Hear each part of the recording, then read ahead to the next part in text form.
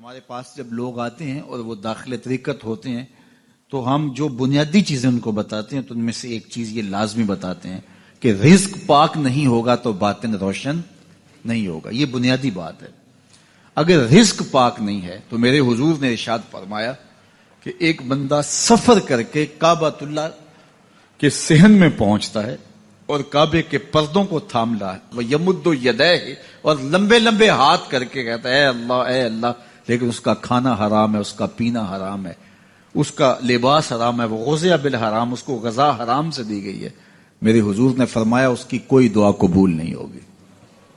سفر کیا, جنگل پہاڑ کاٹے, سمندروں کو پاٹ کر کے آگے گیا, ہواؤں کے کلیجے چیر کے آگے بڑھا, مہینوں کی مسافتیں طے کر کے گیا اور کعبۃ اللہ کے سامنے کھڑا ہے, سین حرم میں مطاف میں کھڑا ہے, لیکن اس کا جسم حرام سے پلا ہے. اس نے جو پہنا ہے اس لباس کا تانا یا بانا حرام کا ہے, اس کو غذا حرام کی دی گئی ہے, اس نے پیا حرام کا ہے, اس نے کھایا حرام کا ہے, تو پھر اس کا یہ سارا سفر رائے گاں چلا جائے گا, اس کو کچھ نصیب نہیں ہوگا.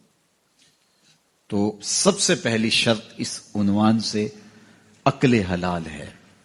اس کے بعد پھر صدق مقال ہے کہ آپ کی زبان جھوٹ نہ بولے. جب کوئی شخص جھوٹ بولتا ہے, روحانیات تو دور کی بات ہے, اللہ کے فرشتے اس سے 1 میل دور ہٹ جاتے ہیں. جب کوئی شخص جھوٹ بولتا ہے تو حدیث پاک میں آتا ہے اس کے منہ سے ایک خاص قسم کی بدبو نکلتی ہے. اس بدبو کو ہم نہیں سونگھ پاتے لیکن فرشتے سونگھ لیتے ہیں, چونکہ فرشتے انتہائی حساس مخلوق ہے اور وہ جھوٹ کی وجہ سے نکلنے والی بدبو کو سونگھتے ہیں. اللہ نے حضرت امام اعظم امام ابو حنیفہ رضی اللہ تعالیٰ عنہ کو یہ بصیرت عطا کی تھی اور یہ باطنی نظر بخشی تھی کہ جب کوئی شخص وضو کرتا تھا تو اس کے وضو کے پانی سے پہچان لیتے تھے کہ یہ کس گناہ کا مجرم ہے. جب بندہ وضو کرتا ہے تو وضو سے ہاتھوں کے گناہ جھڑتے ہیں, منہ کے گناہ جھڑتے ہیں, تو وہ وضو کے پانی سے اس بات کو محسوس کرتے تھے. اللہ نے ان کو وہ بصیرت عطا کی تھی, لیکن انہوں نے اللہ کی بارگاہ میں عرض کی مالک مجھ سے یہ چیز چھین لے, یہ چیز مجھے نہیں چاہیے. لوگوں کے بارے میں جو ہے وہ ایسا گمان پھر پیدا ہوتا ہے. تو فرشتوں کو اللہ نے وہ حساس جو ہے وہ پاکیزہ وجود دیا, اور ان کی حس ایسی ہے کہ وہ بدبو جو انسان بولتا ہے اور لفظوں سے جو اثرات نکلتے ہیں وہ محسوس کرتے ہیں. تو جب کوئی شخص جھوٹ بولتا ہے تو اس کے جسم سے, اس کی زبان سے جھوٹ کے ساتھ بدبو نکلتی ہے. اللہ کے فرشتے 1 میل دور تک پیچھے ہٹ جاتے ہیں. تو مجھے بتائیے جو شخص جھوٹ بولتا ہو کیا اسے کوئی روحانی مرتبہ مل سکتا ہے؟ یہ سوچا بھی نہیں جا سکتا, یہ امکانات سے ہی نہیں ہے. اللہ کے محبوب علیہ السلام سے پوچھا گیا کہ حضور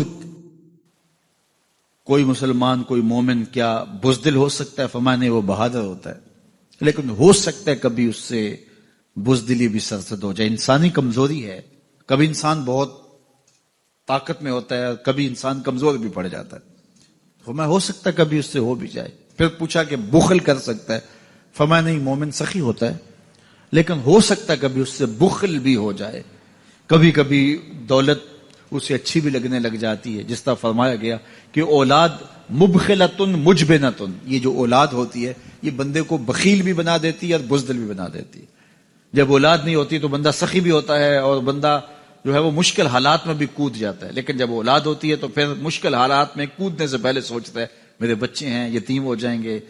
اس کو یہ خیال آتا ہے, پہلے ایسے مال لٹاتا ہے لیکن اولاد ہو جائے تو پھر وہ اولاد کا سوچتا ہے کہ ان کے لیے کچھ میں جمع کر لوں.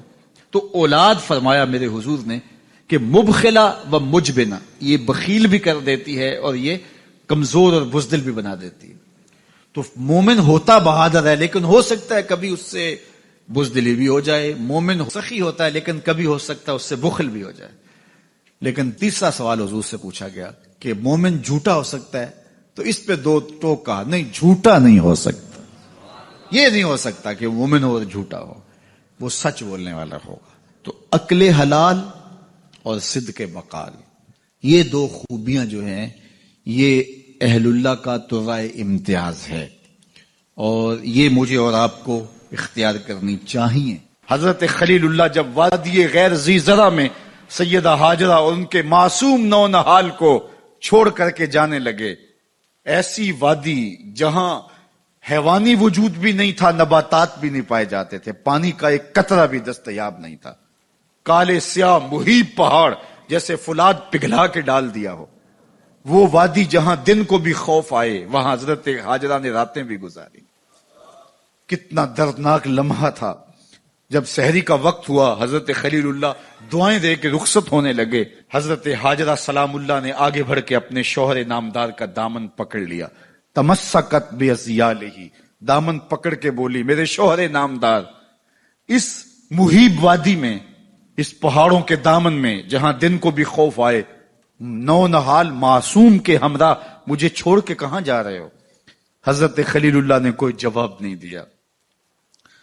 پھر قدم اٹھایا تو زوجہ نے پھر دامن پکڑا، پھر وہی سوال، پھر کوئی جواب نہیں آیا. تیسری مرتبہ دامن پکڑا، خلیل اللہ کی جانب سے کوئی جواب نہیں آیا. تو خاتون خود بولی، کیا اللہ کا حکم تو نہیں؟ تو حضرت خلیل اللہ نے کہا، نعم، ہاں اسی کا حکم ہے.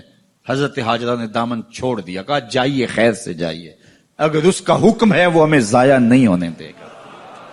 جہاں دن نہیں گزارے جا سکتے تھے، پھر اس خاتون نے وہاں راتیں بھی کاٹی. وہ وادی جس میں وحشت بھی قدم رکھتی تھی ڈر ڈر کے، جہاں پھرتے تھے آوارہ تھپیڑے بادے سر سر کے، جہاں پر گھاس اگتی ہے، جہاں نہ پھول کھلتے ہیں، مگر وہ سرزمین ہے آسماں بھی جھک کے ملتے ہیں.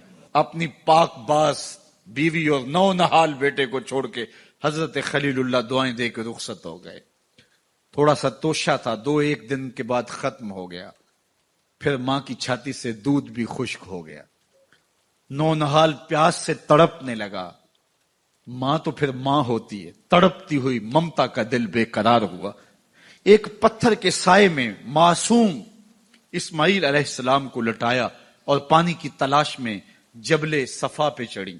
اطراف میں آسمانوں کی طرف دیکھا، کہیں کوئی پرندے اڑتے دکھائی دیں اور پانی کا نشان ملے اور میں وہاں سے بیٹے کے لیے 2 بوند لے آؤں، لیکن کچھ دکھائی نہیں دیا.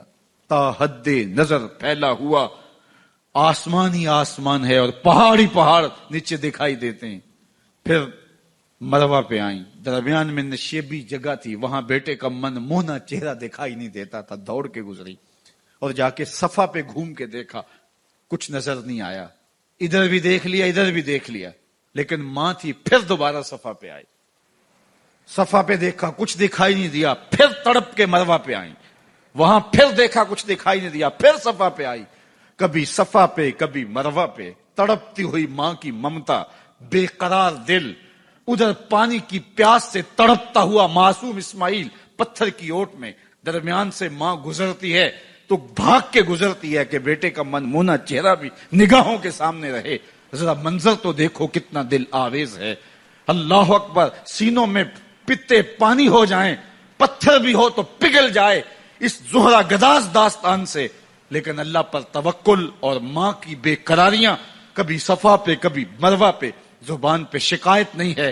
پھر جب مروہ پہ پہنچتی ہیں، 7 چکر مکمل ہو گئے، تو ادھر کیا دیکھا کہ معصوم اسماعیل ایڑیاں رگڑ رہا ہے. ماں کا دل ڈولنے لگا کہ بیٹا آخری لمحوں میں دوڑی کہ بیٹے کو جا کے اپنی چھاتی سے چمٹاؤں، ہو سکتا ہے 2 قطرے دودھ کے اس کی زندگی کی آس بندھا دیں. تو ماں دوڑتی ہوئی آئی، لیکن جب قریب آئی تو منظر بدلا ہوا تھا. معصوم کی ایڑیوں کے رگڑنے سے تازہ چشمہ پھوٹ رہا ہے. پانی ہے کہ بے قابو ہونا چاہ رہا ہے. آگے بڑھی، جلدی جلدی مٹی کی منڈھیری کرتے ہوئے کہا، زم زم، رک جا رک جا. اللہ اکبر. ہاجرہ سلام اللہ علیہا نے حضرت اسماعیل کی محبت اور اپنے رب پر توکل کی انوکھی اور البیلی داستان رقم کی. کہا، ہاجرہ تو نے بھی حد کر دی، لیکن قیامت تک تیری راہوں کو بھی جلوہ گاہ بنا دیں گے. یہاں نبی بھی دوڑیں گے، ولی بھی دوڑیں گے، غوث بھی دوڑیں گے، کتب اور ابدال بھی دوڑیں گے، شہنشاہ بھی دوڑیں گے، کج کلا بھی دوڑیں گے. یہ دوڑنا ہم عبادت بنا دیں گے، حتیٰ کہ امام الانبیاء بھی ان راہوں کی سائی کرتے رہے. عجیب رنگ، عجیب منظر اور عجیب کیف کا عالم. اچھا، یہاں رک کے ایک بات کرنا چاہوں گا، اگر آپ کی توجہ ہو. جہاں حضرت ہاجرہ دوڑی اور ان کے مبارک قدم وہاں لگے اور لگ کے ہٹ گئے، عارضی نسبت ہے، مستقل نسبت نہیں ہے. جہاں ان کے قدم لگ کے ہٹ گئے وہ جگہ تو جلوہ گاہ بن گئی، اور جہاں حضور خود جلوہ فرما ہیں وہ گنبد خضرا جلوہ گاہ کیوں نہیں ہو سکتا؟